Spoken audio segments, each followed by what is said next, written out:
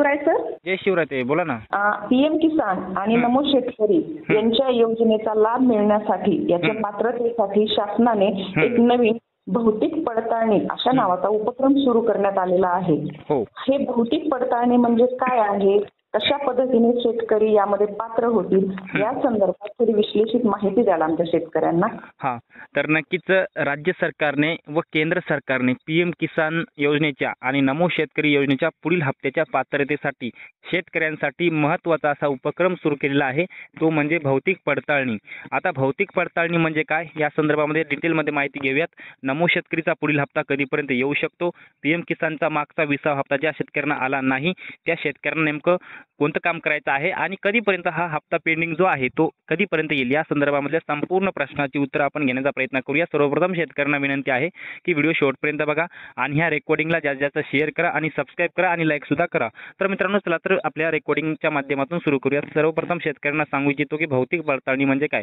आता सर्वप्रथम शेतकऱ्यांना सांगू इच्छितो की भौतिक पडताळणी म्हणजे कसं आहे की ज्या शेतकऱ्यांचं लँड सीडिंग, आधार सीडिंग आणि केवायसी हे सगळे प्रॉब्लेम जरी येत असले तरी त्यांना भौतिक पडताळणी करणं गरजेचं आहे. आता गावोगाव तालुका स्तरावरती, जिल्हा स्तरावरती किंवा आपल्या राज्य स्तरावरती गावोगाव भौतिक पडताळणीच्या याद्या पसरवल्या जात आहेत आणि त्या यादीमध्ये जर पीएम किसान आणि नमो शेतकरी संदर्भामध्ये लाभ घेत असलेल्या शेतकऱ्यांची नावे असतील तर त्यांना भौतिक पडताळणी करणं गरजेचं आहे. सर्वप्रथम शेतकऱ्यांनी त्या यादीमध्ये नाव बघायचं आहे आणि यादीमध्ये जर शेतकऱ्यांचं नाव असेल तर भौतिक पडताळणी आपली करून घ्यायची आहे.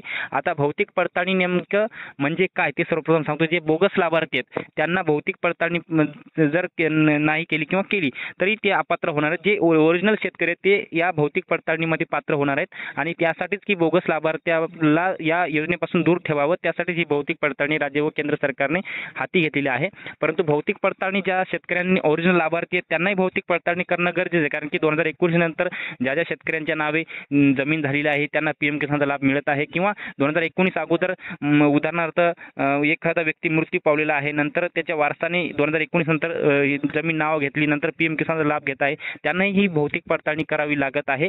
यानंतर आपण जर पाहायला गेलं तर लँड सीडिंगचा प्रॉब्लेम तर अगोदरच दुरुस्त झालेला, कारण की शेतकऱ्यांनी जे काही ॲग्रिस्टेक योजना आणली होती आणि त्या ॲग्रिस्टेक योजनेच्या माध्यमातून शेतकऱ्यांनी फार्मर आयडी काढला आणि फार्मर आयडी काढल्यामुळे ती 7/12 शेतकऱ्याची आणि ते जी हे आहे ॲग्रिस्टेक योजनेच्या माध्यमातून 7/12 आणि शेतकऱ्याचं फार्मर आयडी ते एक झाल्यामुळे ते लँड सीडिंगचा प्रॉब्लेम ऑलरेडी यस झालेला आहे.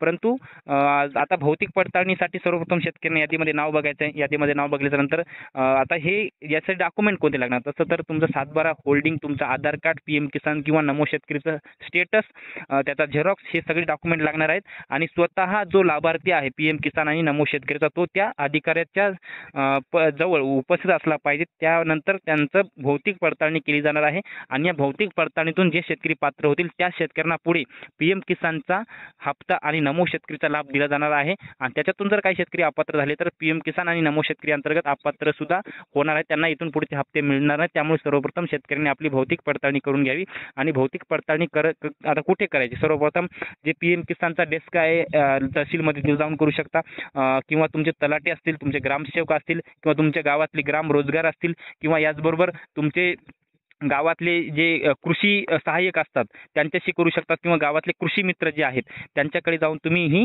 तुमची भौतिक पडताळणी करू शकतात. आणि भौतिक पडताळणीचा एक महत्त्वाचा शासनाने उपक्रम राबवलेला आहे आणि भौतिक पडताळणी अंतर्गत जे बोगस लाभार्थी जे चुकीच्या पद्धतीने पीएम किसान आणि नमो शेतकरीचा लाभ घेत आहेत असे शेतकरी मात्र या योजनेअंतर्गत अपात्र होणार आहेत. यामध्ये अजून एक स्पष्टीकरण देऊ इच्छितो की ज्या शेतकऱ्यांना पीएम किसानचा आता जो नुकताच 2 तारखेला पीएम किसानचा हप्ता वितरित झाला त्या अंतर्गत बऱ्याच साऱ्या शेतकऱ्यांना ओरिजिनल शेतकरी लाभार्थी असून सुद्धा त्यांना पीएम किसानचा 20वा हप्ता आला नाही. का आला नाही तर भौतिक पडताळणी त्यांची पेंडिंग आहे. त्यामुळे भौतिक पडताळणी केल्यानंतर काही दिवसानंतर तो पीएम किसानचा 20वा हप्ता शेतकऱ्यांच्या बँक खात्यामध्ये जमा होईल. परंतु आता शेतकऱ्यांना प्रतीक्षा आहे नमो शेतकरीच्या 7व्या हप्त्याची, बरोबर. तर नमो शेतकरीचा 7वा जो हप्ता आहे तो याच्या संदर्भात राज्य सरकारने कुठले क्लिअरिफिकेशन दिलं नाही. नमो शेतकरीचा हप्ता कधी येणार तारीख पण दिली नाही. पण मला असं वाटतं की येणारा जो सण आहे शेतकऱ्यांचा खूप मोठा महत्त्वाचा सण आहे तो म्हणजे पोळा. आणि पोळ्याच्या शुभ मुहूर्तावर नमो शेतकरीच्या 7व्या हप्त्याचं वितरण राज्य सरकारच्या माध्यमातून होऊ शकतं. परंतु या पोळ्याच्या शुभ मुहूर्तावर जे 7वा हप्ता नमवता येणार आहे त्यात तत्पूर्वी शेतकऱ्यांना हे भौतिक परीक्षण, जी भौतिक तपासणी आहे ती करून घेणं गरजेचं आहे. जर भौतिक तपासणी जर नाही केली तर शेतकऱ्यांना नमवता येणाराही हप्ता येणार नाही आणि मागलचा पीएम किसानचा येणार नाही आणि पुढचे देखील सुद्धा हप्ते येणार नाहीत. त्यामुळे भौतिक पडताळणी अंतर्गत पात्र किंवा पास व्हावं लागेल. तर हे आहे भौतिक पडताळणीचं संपूर्ण अपडेट. नक्कीच सर, या सर्व सविस्तर माहितीबद्दल धन्यवाद. आणि सर्व शेतकऱ्यांना सांगायचं आहे की भौतिक पडताळणी ही थोडक्यात सांगायचं झालं तर तुमच्या जी व्यक्तीच्या नावावरती जमीन आहे आणि जी व्यक्ती हयात आहे सध्या त्याच व्यक्तीला हे दोन्ही लाभ मिळणार आहेत. बरोबर.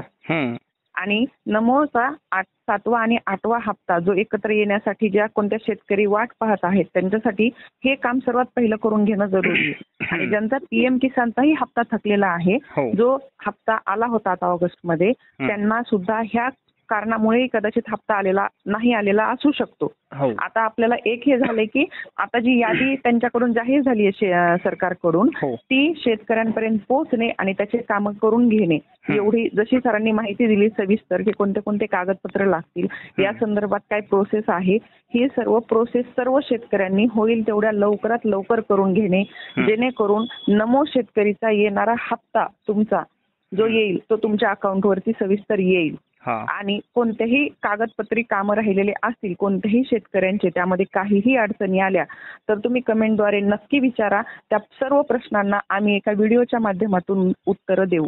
कारण प्रत्येकाला वैयक्तिक पातळीवर उत्तर देणं शक्य नाही, सर्व शेतकऱ्यांचे प्रश्न असतात. तसेच सर आता यामध्ये कोणते प्रश्न उद्भवू शकतात जर नवीन यादी आली भौतिक पडताळणीची, तर यामध्ये कोणते प्रश्न उद्भवू शकतात की जे शेतकऱ्यांना सुरुवातीला समजणार नाही. बऱ्याच अशा असतात की हे कागदपत्रांचा कोणताही वेगळा फॉर्म, आता ही भौतिक पडताळणी अगदी शब्दही थोडासा नवीन होता सगळ्यांसाठी, जे रेग्युलर आपल्या सगळ्या शेतकऱ्यांनी जे ऐकले होते त्याच्यापैकी. जसं तुम्ही व्यवस्थित सविस्तर समजावलं की भौतिक पडताळणी काय आहे, तसं असा कोणता नवीन एखादा कागदपत्रांमधला म्हणा किंवा कोणत्याही प्रकारचा कोणता नवीन एखादा प्रश्न उभा राहू शकतो, त्या संदर्भातही थोडंसं जर आपल्या शेतकऱ्यांना सांगितलं तर त्यांना बऱ्यापैकी अलर्ट राहता येईल. असं काय असू शकतं? वेळोवेळी राज्य व केंद्र सरकारच्या माध्यमातून पीएम किसान आणि नमो शेतकरी योजनेच्या सुलभतेसाठी म्हणजे योजना चांगली चालावी आणि चुकीचे जे आहे ते बोगस लाभार्थी ते नसावेत या योजनेअंतर्गत, आणि योजना चांगली चालावी यासाठी सरकारचा हा नवीन उपक्रम आहे. आणि जसं म्हणतोय भौतिक पडताळणी, तर ही भौतिक पडताळणी काय फार अवघड नाही, सोपं काम आहे आणि शेतकऱ्यांना काहीच करायची गरज नाही. ऑलरेडी तुमच्या गावातला जो ग्राम रोजगार असेल किंवा तुमच्या गावातला जो कृषी सहाय्यक असेल त्यांच्याकडे तुमची यादी येईल आणि यादी आल्यावर तो स्वतः तुम्हाला सांगेल बॉस सर तुमची भौतिक पडताळणी करून घ्या, नाही तर तुम्हाला पीएम किसान नमो शेतकरीचा लाभ मिळणार नाही. आणि गावामध्ये यादी सुद्धा प्रसिद्ध केली जाईल. त्याचं काही एवढं लय अवघड नाही, काहीच नाही. आपले डॉक्युमेंट वगैरे सगळे घ्यायचे आणि तिथे जाऊन फक्त उपस्थित राहायचं आणि ते भौतिक पडताळणीचे डॉक्युमेंट द्यायचे, बस एवढंच. याच्यामध्ये काय जास्त एवढ्या शेतकऱ्यांना अवघड काही काम करण्यासारखं नाही, सोपं आहे. आणि शब्द जरी हा भौतिक पडताळणी अवघड असेल तरी पण काम फार सोपं आहे. आणि ज्यांचं नाव यादीमध्ये आहे त्यांनाच हे करायचं, बाकीच्यांना काय करायचं गरज नाही. जसं की बऱ्याच साऱ्या शेतकऱ्यांना म्हणजे यामध्ये काही सर्व शेतकऱ्यांची नावं येणार नाहीत. शेतकऱ्यांची भौतिक पडताळणी करणं जरुरी आहे, फक्त त्या शेतकऱ्यांना पीएम किसानचा हप्ता मागचा आला नाही त्या शेतकऱ्यांना. अगदीच बरोबर. चांगला उपक्रम आहे सरकारचा, कारण ज्या शेतकऱ्यांना आले नाही त्यांचा हा प्रश्न एक राहून जाईल की हा बाबा चला आपलं का नाही नाव आलं, तर या लिस्टमध्ये आधी नाव बघून भौतिक पडताळणी करणे आणि आपल्याला पुढचा हप्ता येईल. नक्कीच सर, एवढी सविस्तर विश्लेषित माहिती दिल्याबद्दल धन्यवाद. सर्व शेतकरी या सर्व गोष्टींची व्यवस्थित तरतूद करून घ्या आणि पाहत राहा कृषी कल्याण चॅनल, शेतकऱ्यांच्या हक्काचं, शेतकऱ्यांच्या विश्वासाचं. धन्यवाद सर. धन्यवाद.